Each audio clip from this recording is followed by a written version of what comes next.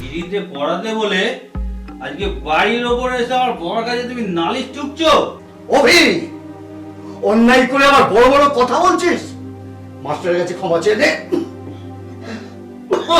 মাস্টারের কাছে ক্ষমা চেয়ে নে বলছি। ছাড়ো না।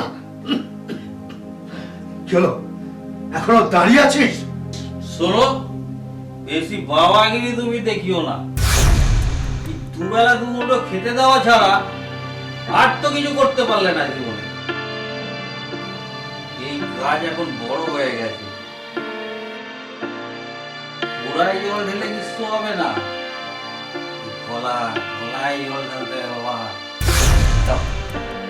টাকা ছাড়াও দেখি। মারো মারো মাস্টার, ওকে আবার মারো, আরো মারো।